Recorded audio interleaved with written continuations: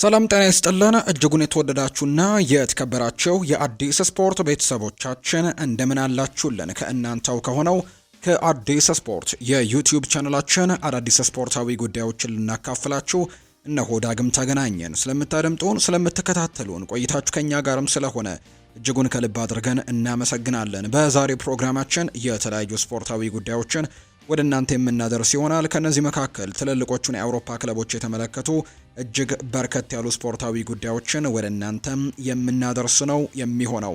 ትልልቆቹን ክለቦች የተመለከቱ ስፖርታዊ ጉዳዮችን እናነሳለን። ዛሬ ደግሞ ሰኞ ነው። ሰኞ እንደምናደርገው ትልልቆቹን የአውሮፓ ሊጎችም የነበሩ ቁጥራዊ መረጃዎቻቸውን የምንዳሰስበት ፕሮግራምም ዛሬ ዘን ወደ እናንተ የምንቀርብ ነው የሚሆነው። እስከ ፕሮግራማችን ፍጻሜ ድረስ አብራችሁኝ ቆዩ። ፉአድ ባህሩ የዛሬውን ፕሮግራም እየመራው ከእናንተ ጋር ቆይታን የማደርግ ይሆናል። ቪዲዮአችንን ላይክ፣ ቻናላችንን ደግሞ ሰብስክራይብ እያደረጋችሁ ቆይታችሁን ከኛ ጋር እንድታደርጉ ነው በአክብሮት የምጋብዘው። ከመሸጋገሪያ በኋላ በድጋሚ ተመልሰን እንገናኛለን። አብራችሁኝ ቆዩ።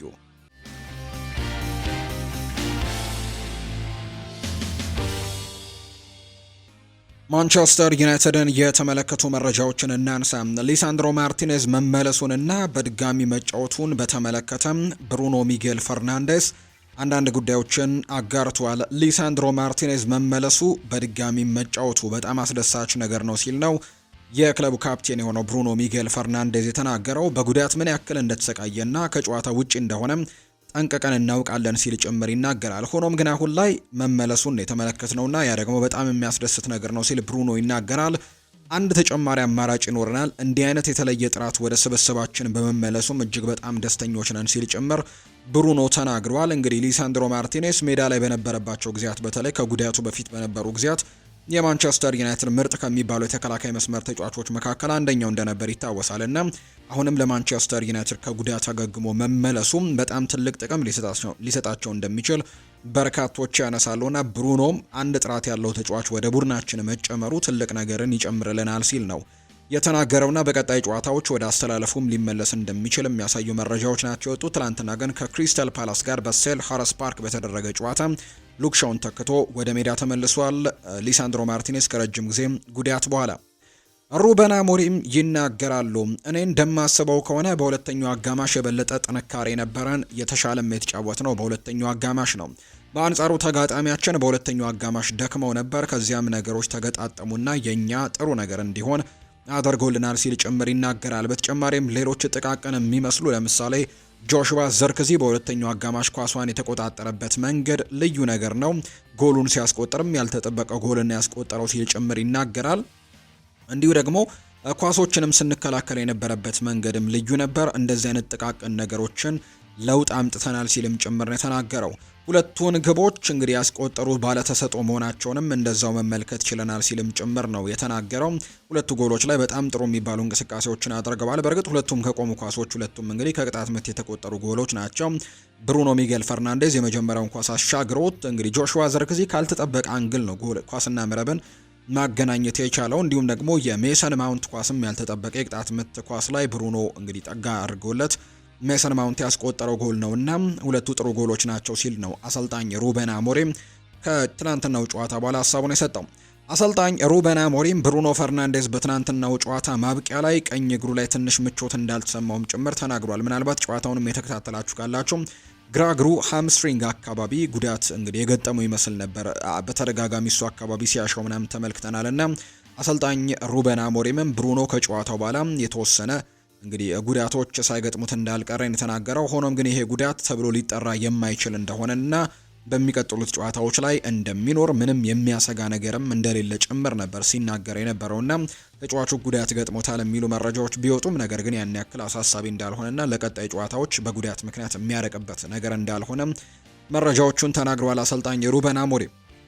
ማንቸስተር ዩናይትድ ሴት ፒሶች ላይ አሁን ጥሩ ቡድን እንደሆነ እያሳየ ይገኛል። እንግዲህ ማንቸስተር ዩናይትድ በዘንድሮው የውድድር ዓመት ከቆሙ ኳሶች በርካታ የግብ ዕድሎችን እንዲሁ እየተናገረና እየፈጠረ እንዳለ ነው መረጃዎች እያሳየ የሚገኘው። አምና ያን ያክል በቆሙ ኳሶች እንግዲህ የመከላከል ዕድል የመፍጠር ድክመት ውስጥ እንደነበሩ የሚታወቅ ጉዳይ ነው። ዘንድሮ ግን በማስቆጠሩ ረገድ ላይ በጣም ትልቅ ነገሮችን እያደረገ እንደሚገኝ ነው ዘገባዎች እየጠቆሙ የሚገኙት። ማንቸስተር ዩናይትድ ቀስ በቀስ በሴት ፒሶች ላይ በጣም እየተሻሻለ እንደሚገኝ ያሳያሉ። አምና ከቆመ ኳስ በጣም በርካታ ግቦች የሚቆጠርበት ቡድን ነበር። ዘንድሮ ግን ከአርሰናል እኩል በቆመ ኳስ ብዙ ያስቆጠረ ቡድን እንደሆነ እየተመለከትነው እንገኛለን። እናም በጣም ጥሩ ነገሮችን ዘንድሮ በዛ መልኩ ማሻሻል ይችላል። አሰልጣኝ ሩበን አሞሪምም ይሄ ነገር መሻሻል የነበረበት ጉዳይ ነው። ምክንያቱም ከቆመ ኳስ ጎል ማያስቆጠር የማይችል ቡድን ወይም የቆመ ኳስን በደንብ መከላከል የማይችል ቡድን በፕሪሚየር ሊጉ ላይ ትልቅ ሪስክ ውስጥ ይገባል የሚል ጭምር ሀሳቡን ሰጥቶ ነበርና ያንን ለማሻሻል ጠንክረው እንደሰሩ ነው የተነገረው። ከኦሌ ጉናር ሶልሻየር በኋላ ነው ትላንትና ማንቸስተር ዩናይትድ ክሪስታል ፓላስን በሜዳው ሴልኸርስት ፓርክ ማሸነፍ የቻለው። አሰልጣኝ ሩበን አሞሪም ከኦሌ ጉናር ሶልሻየር ዘመን በኋላ ነው በሴልኸርስት ፓርክ ጨዋታን ያሸነፈ የማንቸስተር ዩናይትድ አሰልጣኝ የሆነው። በዛ መሀል እንግዲህ የነበሩት አሰልጣኞች ይህንን ነገር ማድረግ እንዳልቻሉ ተመልክተናል። ኤሪክ ቴንሃግም ይህንን ነገር ማድረግ እንዳልቻለ ነው የተመለከትነውና ኦሌ ጉናር ሶልሻየር እንግዲህ ለመጨረሻ ጊዜ ክሪስታል ፓላስን በሴልኸርስት ፓርክ ያሸነፈ አሰልጣኝ ነበር። ያኔ ሶልሻየር ለመጨረሻ ጊዜ በደቡብ ለንደን ጨዋታ ያሸነፉት እንደ አውሮፓውያኑ አቆጣጠር በ2020 እንደነበር የምናስታውሰው ነው። እንግዲህ ከዛ ጊዜ በኋላ ዘንድሮ በ2025 በሩበን አሞሪም ስር ነው ማንቸስተር ዩናይትድ በድጋሚ በሴልኸርስት ፓርክ ማሸነፍ የቻለውና ፖርቱጋላዊው አለቃ ሩበን አሞሪም ይህንን መጥፎ ቁጥር በትናንትናው ዕለት ማስተካከል የቻሉበት ዕለት ሆኖም ተመልክተናል። ሌላኛው ሀሳቡን የሰጠው ሜሰን ማውንት ነው። ትላንትና ጎል ካስቆጠሩ ተጫዋቾች መካከል አንደኛው ነው። ጥሩ እየተሰማኝ ነው። ትልቅ ድል ነው ለኔ። እኔ ሙሉ 90 ደቂቃ ነው የተጫወትኩት። ይህንን ማድረግ ከቻልኩኝ ቆይቻለሁ። ሰሞኑን ጥሩ እየተሰማኝ ነው። ጉዳቶችም ሆኑ ችግሮች የሉብኝም። እግር ኳስን እያጣጣምኩ ነው። በደጋፊዎች ፊት ደግሞ እንዲህ አይነት ቀኖች ሲኖሩ ደግሞ ትልቅ ዋጋ አለው ሲልም ጭምር ነው ሜሰን ማውንት የተናገረውና ለኔ በጣም ጥሩ ጨዋታ ነበር ሲልም ጭምር ተናግሯል። ሌላኛው የምናነሳው ጉዳይ የማንቸስተር ዩናይትድ ተጫዋች የሆነውና በውሰት ናፖሊ እየተጫወተ የሚገኘው ራስመስ ሆይለንድን እንመልከት።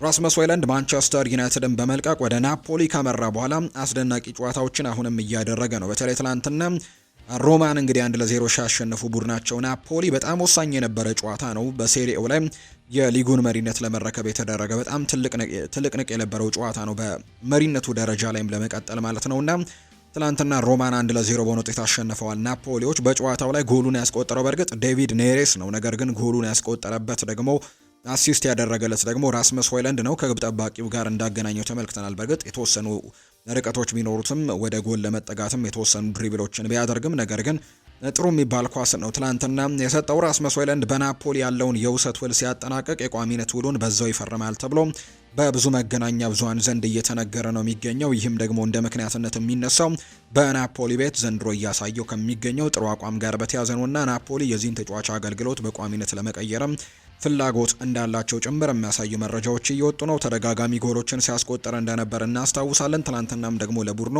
ወሳኝ ድልን እንዲያስመዘግበው ወሳኝ አሲስት ያደረገው ተጫዋች እንደሆነ በሜዳ ላይ ተመልክተነዋል። ራስመስ ሆይለንድ።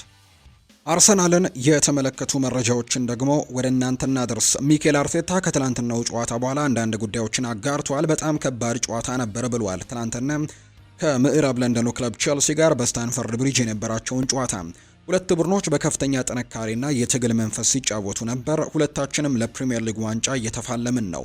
ስለዚህም በጨዋታው ውስጥ ጥሩ ጫናዎች መኖራቸው ተፈጥሯዊ ነገር ነው ሲልም ጭምር ነው ከትላንትናው ጨዋታ በኋላ ሀሳቡን የሰጡ አሰልጣኝ ሚኬል አርቴታ ከቀይ ካርዱ በኋላ ትኩረት ማድረግና ትክክለኛውን ውሳኔ ማድረግ ነበረብን፣ ነገር ግን ስህተት ሰርተናል ሲልም ጭምር ነው የተናገረው ሚኬል አርቴታ። አርቴታ ይቀጥልና ይህ ሳምንት በሁሉም መንገድ ለኛ በጣም ከባድ ነበር። በአእምሮም ሆነ በአካል ተጋጣሚዎቻችን ጠንካራ ነበሩ። በዛ ላይ ደግሞ ሁለት ቁልፍ ተጫዋቾቻችንን አጥተናል። በዛ ላይ ደግሞ እነሱ ከቀናት በፊት በዚያው ሜዳ የአውሮፓ ምርጥ ቡድን የሆነውን ባርሴሎናን 3-0 አሸንፈዋል። ይህ ደግሞ ብዙ ጉልበትና በራስ መተማመን ይሰጣቸዋል። ወደ 10 ተጫዋቾች ዝቅ ማለታቸውን ከግምት ውስጥ በማስገባት ጨዋታውን እንደምናሸንፍ ጠብቄ ነበር። ነገር ግን ከሁለተኛው አጋማሽ በኋላ ቼልሲዎች በጥንካሬያቸው ቀጠሉና በዛ የጋለ ስሜት ውስጥ እንዲበርትቶ ጨዋታውን መቀጠል በጣም ከባድ ነበር። ነገር ግን አድርገውት 1 ነጥብ ተካፍለን ወጥተናል ሲልም ጭምር ነው የተናገረው አሰልጣኝ ሚኬል አርቴታ። በትናንትናው ጨዋታና እንዲሁ ከትናንትናው ጨዋታ በፊትም ያልነበሩ ተጫዋቾች ያሉ በአርሰናል በኩል በጉዳት ምክንያት የነበሩ ተጫዋቾች ያሉ። ለምሳሌ ያክል ዊሊያም ሳሊባ ከትላንትናው ጨዋታ በፊት በነበረ ልምምድ ላይ ጉዳት ደርሶበት በትላንትናው ጨዋታ ላይ ሳይካፈል እንደቀረ ይታወቃልና የነዚህ ተጫዋቾች ጉዳታቸው ምን ያክል ነው የሚለውን ጉዳይ እንመልከት። በልምምድ ወቅት ነው ይህ ተጫዋች ጉዳት የገጠመው። ከተጫዋቾች ጋር በመጋጨቱ ነው ለቼልሲው ጨዋታ ውጭ የነበረውና ዊሊያም ሳሊባ ለብሬንትፈርዱ ጨዋታ ሊደርስ እንደሚችል ሪፖርቶች እየወጡ እንደሚገኙ ነው መረጃዎች እየወጡ የሚገኙት። ከዛ በተጨማሪ ሊያንድሮ ትሮሳርድም በትናንትናው ጨዋታ ላይ አልነበረም። እሱም ከዛ በፊት በነበረ ጨዋታ በጉዳት ምክንያት ተቀይሮ ሲወጣ ተመልክተነዋልና በትናንትናው ጨዋታ ላይ አልነበረም። እሱ በባየር ሚኒኩ ጨዋታ ነበረ በጉዳት ምክንያት የወጣው። ትሮሳርድ ቀለል ያለ የጡንቻ ጉዳት እንደገጠመው ነው መረጃዎች የወጡት። ምናልባት ሮብ በሚደረገው የብሬንትፈርዱ ጨዋታ ላይ የመድረስ እድል ይኖረዋል የሚሉ በርከት ያሉ ሀሳቦች እየተነገሩ ነው። ጋብርኤል ማጋሌሽ ከሮብ ጨዋታ ውጪ መሆኑ የተረጋገጠ ተጫዋች ነው። እንግዲህ አንዳንድ ዘገባዎች ምናልባት ዲሴምበር አካባቢ ላይ ሊመለስ ይችላል። ምናልባት ዲሴምበር 27 አርሰናል ከብራይተን ጋር ጨዋታ ያደርጋልና ምናልባት በዛ ጨዋታ ላይ ሊመለስ ይችላል የሚሉ መረጃዎች ይወጣሉ። አንዳንዶቹ ደግሞ በ2025 የለም የተጫዋች ሊመለስ አይችልም፣ 2026 መጀመሪያዎቹ ላይ ነው ሊመለስ የሚችለው የሚሉ አይነት ሀሳቦችም አሉ። እንግዲህ 2025 ሊጠናቀቅ አንድ ወር ብቻ፣ ይሄ ዛሬ የጀመርነው የዲሴምበር ወር ብቻ ነው የሚቀረውና በዚህ የ2025 ላይ ላይመለስ ይችላል። ምናልባት በቀጣዩ ጃንዋሪ ወር ላይ ሊመለስ ይችላል የሚሉ ግምቶች ናቸው እየወጡ የሚገኙት። ስለዚህ ዲሴምበር መጨረሻና ጃንዋሪ መጀመሪያ አካባቢ ተጫዋች ወደ ሜዳ ሊመለስ እንደሚችል ነው ግምቶች እየወጡ የሚገኙት። ካይ ሃቨርትስም ሌላኛው ጉዳት ላይ ያለ ተጫዋች ነው። ሃቨርትስ በጉዳት ምክንያት ለወራት ከሜዳ መራቁ የሚታወቅ ነው። ነገር ግን በሮቡ ጨዋታ ላይ የመድረስ እድል ይኖረዋል ተብሏል። ምክንያቱም እሱም ሆነ ቪክተር ዮኬረሽ ወደ ልምምድ ተመልሰው እንደነበር አሰልጣኝ ሚኬል አርቴታ ተናግሮ ነበርና ቪክተር ዮኬረሽ ደግሞ በትናንትናው የቼልሲ ጨዋታ ላይ ተቀይሮ ሲገባ ተመልክተነዋል። ስለዚህ ካይ ሃቨርትስም በቀጣይ ጨዋታዎች ላይ ሊኖር የሚችልበት እድል ሰፊ ነው ተብሎ ነው የሚነሳው። አርሰናል ከቼልሲ ጋር ባደረገው ጨዋታ አቻ መለየታቸው ይታወሳል። አርሰናል ግን በትናንትናው ጨዋታ በጠቅላላው 6 የቢጫ ካርዶችን ተመልክቷል። ኤፍኤው ባወጣው ዘገባ መሰረትም እንግዲህ አንድ ህግ መሰረትም አንድ ቡድን በአንድ ጨዋታ 6 ቢጫ ካርዶችን ካስተናገደ ቅጣት ይጠብቀዋል። 25000 ፓውንድ ሊቀጣ እንደሚችል ያስቀመጠ በመሆኑ አርሰናል ይህንን ቅጣት ሊቀጣ እንደሆነ ነው መረጃዎች ያሳዩት። በትናንትናው ጨዋታ ሪካርዶ ካላፊዮሪ፣ ማርቲን ዙቤሜንዲ፣ ክሪስቲያን ሞስክዌራ፣ ቪክተር ዮኬረሽ፣ ማይልስ ሉዊስ ስኬሊ እና ፒዮሮ ሂንካፒዬ በትናንትናው ጨዋታ ቢጫ ማስጠንቀቂያ ካርድ የተመለከቱ የአርሰናል ተጫዋቾች ናቸውና በኤፍኤው ህግ መሰረት 6 ተጫዋቾች ቢጫ ካርድ መመልከታቸውን ተከትሎ በቀጣይ 25000 ፓውንድ ሊቀጣ እንደሚችል መረጃዎች ወጥተዋል። የአርሰናል ስፖርቲንግ ዳይሬክተር የሆነው አንድሪያ ቤርታ አሁንም ቡድኑን በማጠናከር ላይ ትኩረቱን አድርገዋል። ስፖርቲንግ ዳይሬክተሩ አንድሪያ ቤርታ ስፔናዊውን የኤልቼ ተጫዋች የሆነው ሮድሪጎ ሜንዶዛን ወደ አርሰናል ቤት ለማምጣት ሙከራዎችን እያደረገ እንዳለ ፉትቦል ኢንሳይደር መረጃውን እያወጣ ይገኛል። አርሰናሎች ግን ይህንን ተጫዋች ለማስፈረም በሚያደርጉት ጥረት ውስጥ ብቸኛው ክለብ አይደለም። ሌሎች ክለቦችም ይህንን ተጫዋች ለማስፈረም ትልቅ ፉክክሮችን ያደርጋሉ ተብሎ ይታሰባል። በተያያዘ መረጃም ቸልሲና ቶተንሃምም ሜንዶዛን ለማስፈረምም ፍላጎት ያላቸው ሌሎች ክለቦች እንደሆኑ ነው ቲም ቶክ የተባለው የመረጃ ምንጭ እየገለጸ የሚገኘው። ቸልሲን የተመለከቱ መረጃዎችን እናንሳ። አሰልጣኝ ኤንዞ ማሬስካ ተናግሯል። በየካቲት ወይም መጋቢት ወር ላይ እዚህ ቦታ ላይ ከሆነን ዋንጫ ለማሳካት እየሞከረን ነው ማለት ነው ሲል አሰልጣኝ ኤንዞ ማሬስካ ተናግሯል። እና አሁን ባለንበት ደረጃ ላይ እየተፎካከረን ከሆነ ያኔም እንግዲህ ዋንጫውን ለማሸነፍ ትልቅ ትግል እያደረግን ነው ማለት ነው ሲል ነው ማሬስካ የተናገረው። ሪስ ጄምስ ይናገራል። ሁሉም ሰው ያለንበትን ቦታና የምንታገልበትን ምክንያት ማየት የሚችል ይመስለኛል። ትልቅ ማሳያ ነበር። ምንም እንኳን ማሸነፍ ብንፈልግም ብዙ አዎንታዊ ነገሮችን ግን ሜዳ ላይ አስመልክተናል ብዬ አስባለሁ ሲል ጭምር ነው ሪስ ጄምስ ሀሳቡን እየሰጠ የሚገኘውና ትልቅ ነገሮችን በጨዋታው ላይ ለማድረግ ሙከራዎችን አድርገናል ሲል ጭምር ይናገራል። ሪስ ጄምስ ሲናገር ይቀጥልና ኩራት ይሰማኛል። ቡድኑ በጣም ወጣት ነው፣ ነገር ግን በአሁኑ ጊዜ በፕሪሚየር ሊግ ዋናት ላይ ካለው ቡድን ጋር በሚገባ ተፋልሟል። ፍርሃት አላሳየንም። እናም ጨዋታውን ለማሸነፍ ሞክረናል። በሚያሳዝን ሁኔታ ያንን ማድረግ ባንችልም፣ ነገር ግን ከጨዋታው የምንወስዳቸው ብዙ አዎንታዊ ነገሮች እንዳሉ ግን ተመልክቻለሁ ሲልም ጭምር ነው የተናገረው። ይህንን የሰጠው እንግዲህ ሪስ ጄምስ እንደሆነ የተመለከት ነው። ሊቨርፑልንም የተመለከቱ መረጃዎችን በዚሁ እናንሳ። አሰልጣኝ አርነ ስሎት ይናገራሉ። እኛ እንድንጫወት የፈለግኩት ጨዋታን ተጫውተናል ብዬ አስባለሁ። ማሸነፋችንና ጎል ሳይቆጠርብን መውጣታችን ይለኛ በጣም ጥሩ የመጀመሪያ እርምጃ ነው ብለዋል አሰልጣኝ አርነ ስሎት። ጆ ጎሜዝም ይናገራል። በዚህ ክለብ ውስጥ ትልቅ ተስፋ አለ። የማሊያው ክብደት ሊሰማችሁና ለባጃችሁ የቻላችሁትን ሁሉ ደግሞ ማድረግ አለባችሁ። እናም ያንን እናውቃለን። እኛ እንደ ደጋፊዎች ደግሞ ቅር ተሰኝተናል። ዋናው ነገር ግን ሁላችንም አብረን ነው። እናም ደግሞ ያን ሊሰማን ይችላል ሲልም ጭምር የተናገረው ጆ ጎሜዝ። ጆሴ ፔዲ አንድ ሀሳብን ሰጥቷል። ሁሌም እናገራለሁ፣ ሪያል ማድሪድ ምንም አይነት ተጫዋች ይሁን እጁ ላይ ያለው 9 ቁጥር ተጫዋች መጠቀም የግድ አለበት ብሏል። ይህ ሰው ሲናገር ምክንያቱም ትሬንት አሌክዛንደር አርኖልድን፣ ጁድ ቤሊንግሃምን እና አርዳ ጉሌርን የመሳሰሉ በጣም ድንቅ ፓሰሮችን በቡድን ውስጥ ይዞ ኳስ ግን ሲባክን የተመለከትኩት በትናንትናው የዢሮና ጨዋታ ላይ በተደጋጋሚ ኳሶች ወደ ሳጥን ሲላኩ ነበር፣ ነገር ግን ሳጥን ውስጥ አንድም ሰው ሳልመለከት የቀረውበት ጊዜ በጣም ብዙ ነውና ወደ ሳጥን ኳሶች ይለካሉ፣ ነገር ግን ሳጥኑ ሁሌም ቢሆን ሰው አልባ ነበር ሲልም ጭምር ነው ይህ ሰው ሀሳቡን የሰጠውና እንግዲህ አሰልጣኝ ሻቪ አሎንዞ በሪያል ማድሪድ ቤት አሁንም ከባድ ነገሮች እየገጠሙት እንዳለ ነው እየተመለከትን የምንገኘው።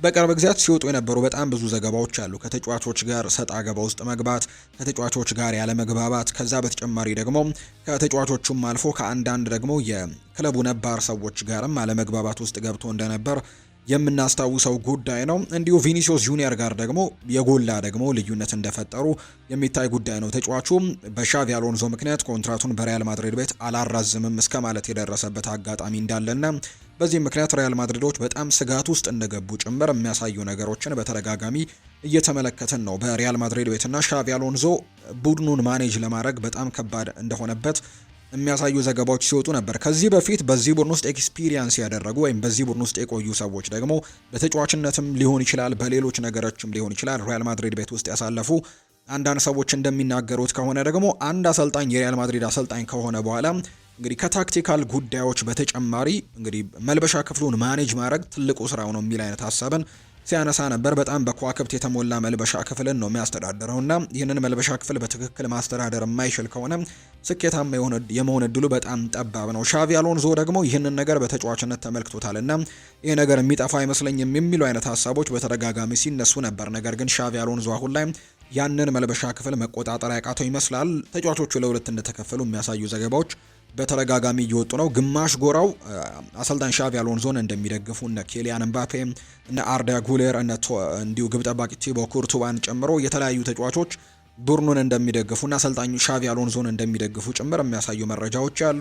ከዛ በተጨማሪ ደግሞ እነ ቪኒሲዮስ ጁኒየር፣ እነ ፌዴሪኮ ቫልቬርዴ እና ጨምሮ ሌሎችም ተጫዋቾች ጭምር እንዲሁ ደግሞ እነ ካማቪንጋ ጭምር ማለት ነው እነ ሮድሪጎም ጭምር ሻቪ አሎንዞን ያልደገፉ ሰዎች እንደሆኑና እንደማይደግፉት የሚያሳዩ ነገሮች በተደጋጋሚ እየወጡ ይገኛሉ። ስለዚህ መልበሻ ክፍሉን የሆነ የተወሰነ ያክል መቆጣጠር እንዳቃተው የሚያሳዩ ነገሮች ናቸው የወጡት። ትናንትና አቻ መውጣታቸውን ተከትሎ ደግሞ 3 ተከታታይ የላሊጋ ጨዋታ አቻቸው ሆኖ ተመዝግቧል። 3ቱን ያለፉት የላሊጋ ጨዋታዎችን ማሸነፍ አልቻሉም። ምንም እንኳን በሳምንቱ አጋማሽ በአውሮፓ ቻምፒየንስ ሊግ ቡድኑ ድል ቀንቶት የነበረ ቢሆንም እሱንም ተቸግሮ 4-3 በሆነ ውጤት ነው ኦሎምፒያኮስን አሸንፎ የነበረውና በላሊጋው ጨዋታዎች ግን ባለፉት 3 ጨዋታዎች ላይ በአቻ ውጤት ማጠናቀቁ ነገሮች ለሻቪ አሎንዞ በጥሩ መልኩ እየሄዱለት እንዳልሆነ የሚያሳዩ ነገሮችን ነው እየተመለከትን የምንገኘው። በቀጣይ እነዚህን ነገሮች በቶሎ ማሻሻል እንዳለበት የሚያሳዩ ነገሮች ናቸው እየሰማን የምንገኘው። ላሚን ያማል ይናገራል። አዝናኝ ተጫዋች ነኝ ሲል ነው ላሚን ያማል የተናገረው። የባርሴሎናው ተጫዋች ላሚን ያማል የሚጫወትበት ሪከርድ ለመስበር አይደለም በማለት ነው አስተያየቱን የሰጠው። ሁሉንም ሪከርዶች ለመስበርና ሚሊየን ጎል ለማስቆጠር አይደለም የሚጫወተው ያለው ላሚን ያማል እግር ኳስ የሚጫወተው ለመዝናናት ነው ብሏል። ራሱንም አዝናኝ ተጫዋች ሲል የገለጸው ላሚን ያማል የመጨረሻ ዓላማዬ ሰዎችን ዘና ማድረግና ትንሽ ትርኢት ማሳየት ነው ሲል ይደመጣል። ለሞሮኮ ለመጫወት አስበው እንደነበር ያነሳው ተጫዋቹ ነገር ግን ምርጫው ሲመጣ ስፔንን ለመምረጥ አላመነታሁም፣ በአውሮፓ መጫወት ነበር ፍላጎቴ ብሏል። ለሞሮኮ የተለየ ፍቅር አለኝ፣ ሌላኛው ሀገሬ ናት። ነገር ግን የአውሮፓ እግር ኳስ የበለጠ ብዙ ተከታይ ያለውና ከስፔን ጋር ዓለም ዋንጫን የማሸነፍ እድልም አለኝ ሲልም ጭምር ነው ላሚን ያማል ሀሳቡን እየሰጠ የሚገኘው። ኦሊቨር ግላርሰን የክሪስታል ፓላሱ አሰልጣኝ አንድ ሀሳብን ተናግረዋል። የክሪስታል ፓላስ ባለቤቶች ገንዘብ ማውጣት አይወዱም ሲሉ ነው ግላርሰን የተናገሩት። የክሪስታል ፓላስ ዋና አሰልጣኝ ኦሊቨር ግላርሰን በክለቡ ባለቤቶች ስራ ደስተኛ እንዳልሆኑ ነው የተናገሩት። በታሪክ ለመጀመሪያ ጊዜ በአውሮፓ መድረክ ስንሳተፍ ቡድኑ ላይ ገንዘብ ወጪ ታደርጋለህ እንጂ አትቆጥብም ሲሉ አሰልጣኙ ቅሬታቸውን ይናገራሉ። ክለቡ ቡድኑን ለማጠናከር እንዳልቻሉና እንዳበሳጯቸው ያስረዱት አሰልጣኙ ከዛ ይልቅ ገንዘባችንን ቆጥበን መያዝ መርጠናል ነው ያሉት። ሳር በአፍሪካ ዋንጫ ላይ እንግዲህ የመመልከት እድል ሲኖረን ይሆን የሚሉ ጥያቄዎች ይነሱ ነበር። ምክንያቱም ትናንትና ኢስማኤል አሳር ጉዳት ገጥሞት ከሜዳ ሲወጣ ተመልክተነዋል። ጉዳቱ በእርግጥ ወለምታ አይነት ነገር እንዳለው ተመልክተናል። ኢስማኤል አሳር ትናንትና ያጋጠመው ጉዳት እንግዲህ ፍራቻ እንዳሳደረባቸው ነው አሰልጣኝ ኦሊቨር ግላርሰን የተናገሩት። ተጫዋቹ በሞሮኮ የአፍሪካ ዋንጫ ላንመለከተው እንደምንችል አሰልጣኙ በሰጡት አስተያየት ላይ ጥቆማቸውን አስፍረዋልና ተጫዋቹ ጉዳት እንደደረሰበት የሚያሳዩ ዘገባዎች ናቸው አሁን ላይ እየወጡ የሚገኙት። ወደ ቤተሰቦቻችን ቀጣይ ደግሞ የምናደርገው ከዚህ በፊትም እንደምናደርገው ትልልቆቹን የአውሮፓ ሊጎች የተደረጉበት ሳምንት እንደሆነ ይታወቃል። በተወዳጆቹ የአውሮፓ ታላላቅ ሊጎች የተለያዩ ጨዋታዎች ሲደረጉ ነበር። እነዛን ጨዋታዎች ተመልክተናል። ጠዋት በነበረው የስፖርት የመረጃ ሰዓታችን ላይ ደግሞ በስፋት ከውጤቶቹ ጋርና ከአንዳንድ ጉዳዮች ጋር አያይዘን መረጃዎችን ስናነሳ ቆይተናል። አሁን ደግሞ ቁጥራዊ መረጃዎቻቸውን እናንሳ። የ13ኛው ሳምንት የተወዳጁ የእንግሊዝ ፕሪምየር ሊግ በዚህ ሳምንት በተደረጉ ጨዋታዎች ላይ ቀጥለዋል። እንግዲህ የሊጉ መሪ አርሰናል በቸልሲ ጋር ባደረገው ጨዋታ ነጥብ ተጋርቶ መውጣቱ የሚታወስ ጉዳይ ነውና አርሰናል አሁንም ሊጉን እየመራ ነው የሚገኘው። ማንቸስተር ሲቲ ድል ቀንቶታል። ማንቸስተር ዩናይትድም ሊቨርፑልም ወደ ድል የተመለሱበት ሳምንት እንደሆነ የተመለከትንበት ሳምንት ነው ብሎ ማንሳት ይቻላል። እንግዲህ አርሰናል ግን ነጥብ ጥሏል። በዚህም መሰረት በ13 የፕሪሚየር ሊግ ጨዋታዎች 9ኙን አሸንፎ 3ቱን በአቻ ውጤት በማጠናቀቅ አንዱን ጨዋታ ደግሞ ተሸንፎ በአጠቃላይ 30 ነጥቦችን ሰብስቦ ነው በአንደኛ ደረጃነት የተቀመጠው። ሁለተኛ ደረጃ ላይ የተቀመጠው ማንቸስተር ሲቲ ነው። ማንቸስተር ሲቲ ከ13ቱ ጨዋታዎች 8ቱን አሸንፎ አንዱን አቻ ወጥቶ 4ቱን ተሸንፎ ነው በ25 ነጥቦች ሁለተኛ ደረጃ ላይ እንዲሁ መቀመጥ የቻለው። ቸልሲ በ13ቱ ጨዋታዎች 7ቱን ድል አድርጎ 3 ተሸንፎ 3 አቻ ወጥቶ 24 ነጥቦችን ሰብስቦ ሶስተኛ ደረጃ ላይ ሲቀመጥ፣ ሌላኛው ቶፕ 4 ውስጥ የሚገኘው ቡድን አስተን ቪላ ነው።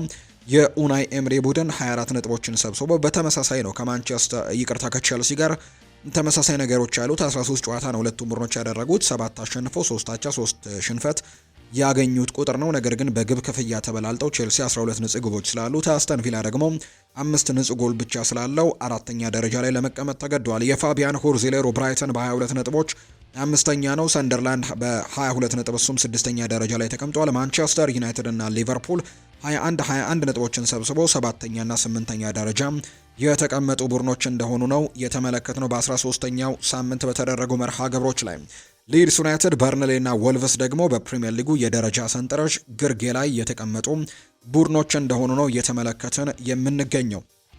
የ14ኛው ሳምንት ጨዋታዎች ደግሞ ነገ በሚደረጉ ጨዋታዎች ይጀምራሉ። ፉልሃም ከማንቸስተር ሲቲ፣ ቦርንመስ ከኤቨርተን፣ ኒውካስል ዩናይትድ ከቶተንሃም ነገ የሚደረጉ ሶስቱ ጨዋታዎች ናቸው። በክራቨን ኮቴጅ ፉልሃም እና ማንቸስተር ሲቲ ይጫወታሉ። በቫይታሊቲ ስቴዲየም ቦርንመስ እና ኤቨርተን ጨዋታቸውን ያደርጋሉ ነገ ምሽት። ከዛ በተጨማሪ ኒውካስል ዩናይትድ እና ቶተንሃም ሆትስፐርስም በሴንት ጄምስስ ፓርክ የሚያደርጓቸው መርሃ ግብሮች ነገ የሚደረጉ ናቸው። ዕለተ ረቡዕ ላይ ደግሞ ብራይተን በሜዳው ደግሞ በአሜክስ ስቴዲየም ከአስተን ቪላ ጋር ጨዋታውን ያደርጋል። በርንሌ በሜዳው ተርፍ ሙር ከክሪስታል ፓላስ ጋር የሚያደርገው ጨዋታ አለ። ወልቨርሃምፕተን ወንደረርስ በሜዳው ሞሊኒው ስቴዲየም ከኖቲንግሃም ፎረስት ጋር ይጫወታል። አርሰናል በሜዳው ኤምሬትስ ከብሬንትፈርድ ጋር ነው የሚጫወተው። ሊድስ ዩናይትድ እንግዲህ በኤላንድ ሮድ ከቼልሲ ጋር የሚያደርጉት መርሃ ግብር ይጠበቃል። ሌላኛው ሊቨርፑል በሜዳውና በደጋፊው ፊት በአንፊልድ ሮድ ከሰንደርላንድ ጋር የሚያደርጉት ጨዋታ ዕለተ ረቡዕ የሚደረጉ መርሃ ግብሮች ናቸው። በአንጻሩ ማንቸስተር ዩናይትድ በሜዳው ኦልድ ትራፎርድ ከዌስትሃም ዩናይትድ ጋር የሚያደርገው ጨዋታ ደግሞ ሐሙስ የሚደረግ መርሃ ግብር ነውና እነዚህ ጨዋታዎች በ14ኛው ሳምንት የተወዳጁ የእንግሊዝ ፕሪምየር ሊግ ነገ ከነገ በስቲያና እንዲሁ ደግሞ ዕለተ ሐሙስ ላይ የሚደረጉ መርሃ ግብሮች እንደሆኑ ነው የወጣላቸው መርሃ ግብር የሚያሳየው። ከፍተኛ ግብ አስቆጣሪነቱን ኤርሊንግ ብራውት ሃላንድ ነው የማንቸስተር ሲቲ አጥቂ የሚመራው 14 ግቦችን ማስቆጠር ችሏል። እስካሁን በ13 የተደረጉ የፕሪሚየር ሊግ ጨዋታዎች 14 ጎሎችን ማስቆጠር ችሏል። ዘንድሮ በጣም ጥሩ እንቅስቃሴን እያደረገ የሚገኘው ብራዚላዊው የብሬንትፈርድ አጥቂ የሆነው ኢጎር ቲያጎ 11 ግቦችን ማስቆጠር ችሏል። እሱ ሁለተኛ ደረጃ ላይ የተቀመጠ ተጫዋች ነው። የብራይተኑ ዳኒ ዌልቤክ እና የክሪስታል ፓላሱ ጂያን ፌል ማቴታ 7 ግቦችን በማስቆጠር ተከታትለው ተቀምጠዋል። አንቷን ሴሜኒዮ ከቦርንመዝም 6 ግቦችን ያስቆጠረ ተጫዋች ነው። የአሲስቱን ደረጃ የማንቸስተር ዩናይትዱ ብሩኖ ሚጌል ፈርናንዴዝ ይመራዋል። የማንቸስተር ዩናይትዱ ተጫዋች 5 አሲስቶችን ነው ማድረግ የቻለው የትላንትናዎቹን 2 አሲስቶች ጨምሮ ማለት ነው። የሰንደርላንዱ ግራኒት ጃካ፣ የኤቨርተኑ ጃክ ግሪሊሽ፣ የቶትንሃሙ መሐመድ ኩዱስ እና የበርንሌው ሃርትማን 4 አሲስቶችን ማድረግ የቻሉ ተጫዋቾች ናቸው። የተወዳጁ የእንግሊዝ ፕሪምየር ሊግ ቁጥራዊ መረጃዎች እነዚህን ነው የሚመስሉት። ስፓኒሽ ላሊጋን እንመልከት። የስፓኒሽ ላሊጋ 14ኛ ሳምንት ላይ ደርሷል። 14ኛ ሳምንት ጨዋታዎችም ተደርገው ተጠናቀዋል። በዚህ ሳምንት እንግዲህ ተደርገው ተጠናቀዋል። ባርሴሎና ድል ቀንቶታል። ሪያል ማድሪድ አሁንም ድል ማድረግ አልቻለም። በጣም ጥሩ ግስጋሴ ላይ የሚገኘው ቪያሪያል አሁንም በድሉ ቀጥሏል። አትሌቲኮ ማድሪድም ያለፉትን 5 ተከታታይ ጨዋታዎች ያሸነፈበት ሳምንት ሆኖ ተጠናቋል። ባርሴሎና ያለፉትን 4 ተከታታይ ጨዋታዎች ድል ያደረገበት ውጤትን ነው በዚህ ሳምንት ማግኘት የቻለው። ከ14ቱ ጨዋታዎች 11ዱን አሸንፎ አንዱን አቻ ወጥቶ 2ቱን ተሸንፎ በ34 ነጥቦች የስፓኒሽ ላሊጋን እየመራ ይገኛል። እንግዲህ ባርሴሎና ከዛ በተጨማሪ ሪያል ማድሪድ በ14 ጨዋታዎች የሰበሰበው ነጥብ 33 ነው። ከሊጉ መሪ ባርሴሎና በአንድ ነጥቦች ያንሳል። ነገር ግን ያለፉትን 3 ጨዋታዎች ማግኘት ከነበረበት 9 ነጥብ ማሳካት የቻለው 3 ነጥቦችን ብቻ ነው። 3 ተከታታይ ጨዋታዎችን በአቻ ውጤት ያጠናቀቀበትን ነው ያስመዘገበው። ቪያሪያል አሁንም በአሸናፊነቱ ቀጥሏል። ተከታታይ ጨዋታዎችን እያሸነፈ ነው። ከ14ቱ ጨዋታዎች 10ሩን አሸንፎ 2ቱን አቻ ወጥቶ 2ቱን ተሸንፎ በ32 ነጥቦች ከሪያል ማድሪድ በ1 ነጥብ ዝቅ ብሎ ከባርሴሎና በ2 ነጥብ ዝቅ ብሎ ሶስተኛ ደረጃ ላይ ተቀምጧል። የዲየጎ ሲሞኔ አትሌቲኮ ማድሪድም እሱም በድሉ እየቀጠለ ነው የሚገኘው 31 ነጥቦችን ሰብስቦ ደግሞ አራተኛ ደረጃ ላይ ሲቀመጥ፣ ሪያል ቤቲስ ደግሞ 5ኛ ደረጃ ላይ ተቀምጠዋል። የማኑኤል ፔሌግሪኒው ቡድን በአጠቃላይ በዚህ ውድድር ላይ የደረጃ ሰንጠረዡ ግርጌ ላይ የሚገኙት ዢሮና፣ ሌቫንቴ እና ሪያል ኦቪዬዶ ናቸው። 12-9 ነጥቦችን ሰብስበው ከ18ኛ እስከ 20ኛ ደረጃ ድረስ የተቀመጡ ቡድኖች ናቸው። የከፍተኛ ግብ አስቆጣሪነቱን እየመራ የሚገኘው ኬሊያን ምባፔ ነው። ከሪያል ማድሪድ 14 ግቦችን ማስቆጠር ችሏል። ሮበርት ሌቫንዶስኪ ከባርሴሎና፣ ቬንዳት ሙሪኪ ከማዮርካ 8 ግቦችን ያስቆጠሩ ናቸው። ፌራን ቶሬስ ከባርሴሎና እና ሁሊያን አልቫሬስ ከአትሌቲኮ ማድሪድ ደግሞ 7 ግቦችን ማስቆጠር የቻሉ ተጫዋቾች ናቸው። የአሲስቱን ደረጃ የሚመራው እንግዲህ 2 የባርሴሎና ተጫዋቾች እኩል 7 አሲስቶችን በማድረግ ይመሩታል። ላሚን ያማል እና ማርከስ ራሽፎርድ 7 አሲስቶችን ያደረጉ ናቸው። ሉዊስ ሚላ ከሄታፌ፣ አርዳ ጉሌር ከሪያል ማድሪድ፣ ኢዱ ኤስፓሲቶ ከኤስፓኞል፣ ጉሌርሞ ሲሞኔ ከአትሌቲኮ ማድሪድ፣ ፓብሎ ፎርናንስ ከሪያል ቤቲስ፣ ሩበን ቫርጋስ ከሲቪያ እና ቪኒሲዮስ ጁኒየር ደግሞ ከነሱ ተከትለው የተቀመጡ ተጫዋቾች ናቸው። በአሲስቱ ደረጃ የጣሊያን ሴሪኤ ላይ ትልቅ ፉክክር እየተመለከትን እንገኛለን። በዚህ ሳምንት በተደረጉ ጨዋታዎች መሪ ላይ የነበረው ሮማ ሽንፈት ገጥሞታል። ምናልባት ጨዋታውን አሸንፎ ቢሆን ኖሮ ነጥቡን 30 ማድረስ ይችልና ሊጉን መምራቱን የሚቀጥል ይችል ነበር። ነገር ግን አልተሳካለትም። በዚህ ሳምንት መሪ ደረጃ ላይ የነበሩት ቡድኖች በሙሉ ማሸነፍ ችለዋል። ከሮማ ውጪ ኤሲ ሚላን፣ ናፖሊም፣ ኢንተርም፣ ቦሎኛም፣ ኮሞም፣ ዩቬንቱስም እነዚህ ተከታትለው የተቀመጡ ቡድኖች ናቸውና እነዚህ ቡድኖች ድል ማድረግ ችለዋል። ነገር ግን ሮማ የትላንትናውን ጨዋታ ማሸነፍ አልቻለም። ኤሲ ሚላን በዚህ ሳምንት ያደረገውን ጨዋታ በራፋኤል ሊያው ብቸኛ ጎል አሸንፈው የሊጉን መሪነት ተረክበዋል። በንጹህ ጎል ነው መሪነቱን የተረከበው። 10 ንጹህ ጎል አለው ኤሲ ሚላን በአንደኝነት ተቀምጧል። የአምናው ሻምፒዮን ናፖሊ የአንቶኒዮ ኮንቴ ቡድን በዚህ ሳምንት ያደረገውን ጨዋታ ትላንትና ሮማን ማሸነፍ ችሏል። 1-0 በሆነ ውጤት በዳቪድ ኔሬስ ብቸኛ ጎል። በዚህም በ28 ነጥቦች ከሊጉ መሪ ኤሲ ሚላን እኩል 28 ነጥቦችን ሰብስቦ በግብ ክፍያ ተበልጦ ሁለተኛ ደረጃ ላይ ተቀምጧል። ኢንተር ሚላን 27 ነጥቦችን ሰብስቦ ሶስተኛ ደረጃ ላይ ተቀምጧል። ሮማን በተመሳሳይ 27 ነጥቦችን ይዞ አራተኛ ደረጃ ላይ ተቀምጧል። ቦሎኛ በ24 ነጥቦች እንዲሁ ደግሞ የሴስ ፋብሬጋሱ አስደናቂ ቡድን ኮሞ እሱም ቢሆን 24 ነጥቦችን ሰብስቦ 6ኛ ደረጃ ላይ የተቀመጠ ቡድን ነው። ዩቬንቱስ በ23 ነጥቦች 7ኛ ደረጃ የተቀመጠ ቡድን አድርጎታል። የደረጃ ሰንጠረዡ ግርጌ ላይ የሚገኙት ፒየትሳ በ10 ነጥብ፣ ፊዮረንቲና በ6 ነጥብ እና ቬሮናም በተመሳሳይ 6 ነጥብ ከ18ኛ እስከ 20ኛ ተቀምጠዋል። ፊዮረንቲና እጅግ አስገራሚ የቁልቁለት ጉዞ ነው እያስመለከተን የሚገኘው 19ኛ ደረጃ ላይ የተቀመጠ ቡድን ሆኗል። የከፍተኛ ግብ አስቆጣሪነቱን ላውታሮ ማርቲኔዝ ነው የኢንተር ሚላኑ ተጫዋች የሚመራው። ትናንትናም 2 ጎሎችን ማስቆጠር ችሏል። የኢንተር ሚላኑ ላውታሮ ማርቲኔስ ከፍተኛ ግብ አስቆጣሪነቱን እየመራ ሲሆን በርከት ያሉ ተጫዋቾች 5 ግቦችን በማስቆጠር ላውታሮን እየተከተሉት ይገኛሉ። የኤሲ ሚላኖቹ 2 ተጫዋቾች ክሪስቲያን ፖሊሲክ እና ራፋኤል ሊያኦ 5 ግቦችን አስቆጥረዋል። የኢንተር ሚላኑ ሃካን ቻናኖግሉ ሌላኛው 5 ጎል ያስቆጠረ ነው። የኮሞ ኒኮ ፓዝም 5 ግቦች ያሉት ሪካርዶ ኦርሴሊኖ ከቦሎኛ ሱም 5 ግቦችን ማስቆጠር የቻለ ተጫዋች ነው። የአሲስቱን ደረጃ የሚመራው የኮሞ ኒኮ ፓዝ ነው። በአሲስቱም በከፍተኛ ግብ አስቆጣሪነቱም ከላይ ነው የተቀመጠው። እንግዲህ 5 አሲስቶችን በማድረግ ነው የሚመራው። ኤሚል ሆልም ከቦሎኛ፣ ፌዴሪኮ ዲማርኮ ከኢንተር ሚላን፣ ዣሪ ቬንፑት ከክሮሚኔንሴ፣ ሄሱስ ሮድሪጌዝ ከኮሞ፣ ኒኮሎ ባሬላ ከኢንተር ሚላን እና ኒኮሎ ካምፓኒ ከቦሎኛ እነዚህ ተጫዋቾች 4 አሲስቶችን ያደረጉ ተጫዋቾች ናቸው። ከኒኮ ፓዝ ቀጥሎ የተቀመጡ ተጫዋቾች አድርጓቸዋል። የጀርመን ቡንደስሊጋ ጨዋታዎችም እንደቀጠሉ ነው የሚገኙት። የሊጉ መሪ ባየር ሚኒክ በዚህ ሳምንትም ያደረገውን ጨዋታ 3-1 በሆነ ውጤት ማሸነፍ ችሏል። ኒኮላ ጃክሰን ከዛ በተጨማሪ ደግሞ እንዲሁ ሉዊስ ዲያዝም ጎል ያስቆጠሩበት ሳምንት እንደነበረ ተመልክተናል።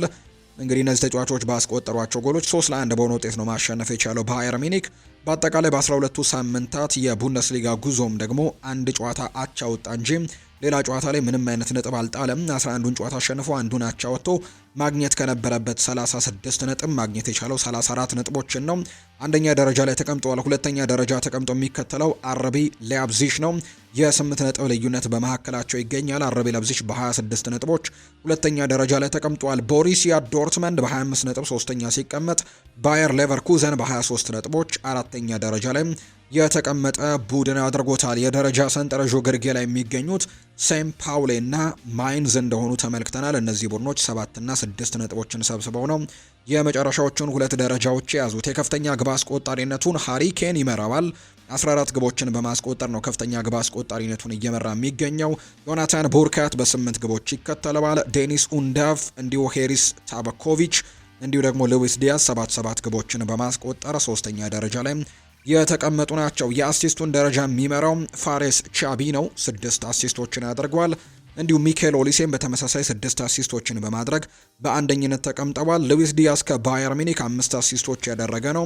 እንዲሁ ደግሞ ኢሊች ከኡኒየን በርሊን እና ልዌንግ ደግሞ 4 አሲስቶችን ከስቱትጋርት ማድረግ የቻሉ ተጫዋቾች እንደሆኑ ነው የተመለከት ነው። በመጨረሻም የአውሮፓ ሊግ ዳሰሳችንን የምናደርገው የፍሬንች ሊግ ዋን ላይ ነው። የፍሬንች ሊግ ዋን ጨዋታዎችን በዚህ ሳምንት ቀጥለው ተደርገዋል። ፓሪስ ሰን ዠርሜን የሊጉን መሪነት አስረክቧል። በዚህ ሳምንት በመሸነፉ ምክንያት በዚህ ሳምንት 1-0 በሆነ ውጤት ነው የተሸነፈው። በዚህም መሰረት እንግዲህ ፓሪስ ሰን ዠርሜን የሊጉን መሪነት አሳልፎ ሰጥቷል። የሉዊስ ኤንሪኬ ቡድን ሎንስ 31 ነጥቦችን በመሰብሰብ የፍሬንች ሊግ ዋንን እየመሩ ነው የሚገኙት። አንደኛ ደረጃ ላይ ተቀምጠዋል። ያለፉትን 4 ጨዋታዎችን ማሸነፍ ችለዋል። ፓሪስ ሰን ዠርሜን ዘንድሮ ከ14ቱ ጨዋታዎች 9ኙን አሸንፈው 3ቱን በአቻ ውጤት ሲያጠናቅቅ 2 ጨዋታዎች ደግሞ ተሸንፏል። በዚህ ሳምንትም በሞናኮ መሸነፉ የምናስታውሰው ጉዳይ ነው። 1-0 በሆነ ውጤት በአጠቃላይ 30 ነጥቦችን ሰብስቦ ሁለተኛ ደረጃ ላይ ነው የተቀመጠው። ኦሎምፒክ ደ ማርሴይም እንዲሁ በዚህ ሳምንት ያደረገውን ጨዋታ ማሸነፍ ቢችል ኖሮ እሱም እንግዲህ ነጥቡን ከፍ ማድረግ የሚችልና ፓሪስ ሰን ዠርሜንን ማለፍ የሚችልበት እድሉ ነበረው። ነገር ግን በአቻ ውጤት ነው ያጠናቀቀውና በ29 ነጥቦች ሶስተኛ ደረጃ ላይ ተቀምጧል። በተለይ አቻ የወጡበት መንገድ ደግሞ በመጨረሻው ደቂቃ በተቆጠረባቸው ጎል መሆኑ ሲታሰብ እንግዲህ አስቆጭ ሆኖባቸዋል። ሊል አራተኛ ደረጃ ላይ ተቀምጠዋል በ26 ነጥቦች። ኦሎምፒክ ሊዮን በ24 ነጥብ ስድስተኛ ደረጃ የተቀመጠ ቡድን ነው። ሞናኮ ደግሞ በ23 ነጥብ ሰባተኛ ደረጃ ላይ የተቀመጠ ቡድን ነው። የወራጅ ቀጠናው ላይ የሚገኙት ሁለቱ ክለቦችን ስንመለከት ሜትስ እና ኦንዤ ናቸው የመጨረሻዎቹ ደረጃዎች ላይ የሚገኙት። ሜትስ 11 ነጥቦችን የሰበሰበው፣ ኦንዤ ደግሞ 9 ነጥቦችን በመሰብሰብ ነው የመጨረሻዎቹ ደረጃዎች ላይ የተቀመጡት። የከፍተኛ ግብ አስቆጣሪነቱን ሜሰን ግሪንውድ ከኦሎምፒክ ደ ማርሴይ 10 ግቦችን በማስቆጠር ይመራዋል። የስትራስቡርጉ ጆዋኪን ፔንቼሊ 9 ግቦችን በማስቆጠር ሁለተኛ ነው። ኤስቴቢያን ላፑል ከሬንስ 7 ግቦች አሉት። ከዛ በተጨማሪ ግን ኬባል ከአዲስ አዳጊው ፓሪስ ቡድን፣ ከዛ በተጨማሪ ካስቴሎ ከብረሽትና እንዲሁ ዲዮፕ ከኒስ 6 ግቦችን ማስቆጠር የቻሉ ተጫዋቾች ናቸው። የአሲስቱን ደረጃ የሚመራው የፓሪስ ሰን ዠርሜኑ ቪታኒሃ ነው። 6 አሲስቶችን ማድረግ ችሏል። አንድሪያ ቶምሰን ከሌንስ እና ፒየር-ኤሜሪክ ኦባሜያንግ ከኦሎምፒክ ደ ማርሴይ እነዚህ 5 አሲስቶችን አድርገዋል። ቢላናዲር ከኦሎምፒክ ደ ማርሴይ እንዲሁ ደግሞ ፍሌክሲ ኮሪያ ከሊል፣ ከዛ በተጨማሪ ኬባል ከፓሪስ እነዚህ ደግሞ እንዲሁ ሜሰን ግሪንውድን ጨምሮ 4 አሲስቶችን ማድረግ የቻሉ ተጫዋቾች እንደሆኑ ነው የተመለከትነው። የአውሮፓ ታላላቅ ሊጎች ዳሰሳዎቻችን ደግሞ እነዚህን ነው የሚመስሉት። የተወደዳችሁና የተከበራችሁ ቤተሰቦቻችን ለዛሬ ያዝንላችሁ አዳዲስ ስፖርታዊ መረጃዎቻችን እነዚህን ይመስላሉ። ስላደመጣችሁን፣ ስለተከታተላችሁን፣ ቆይታችሁን ከኛ ጋርም ስላደረጋችሁ እጅጉን ከልብ አድርገን ነው የምናመሰግነው። ፉአድ ባሩ የዛሬውን ፕሮግራም እየመራው ከእናንተ ጋር ቆይታን አድርጌያለሁ። በቀጣይ ፕሮግራሞቻችን ሌሎች ስፖርታዊ ጉዳዮችን፣ ሌሎች አዳዲስ መረጃዎችን አካተን በስፋት የምንገናኝ ይሆናል። ስላደመጣችሁኝ፣ ስለተከታተላችሁኝ፣ ቆይታችሁ ከኛ ጋር ስለነበር ከልብ አድርገን እናመሰግናለን። ፉአድ ባሩ ፕሮግራሙን መራሁ። መልካም ጊዜ እንዲሆንላችሁ በአክብሮት ነው የምመኘው።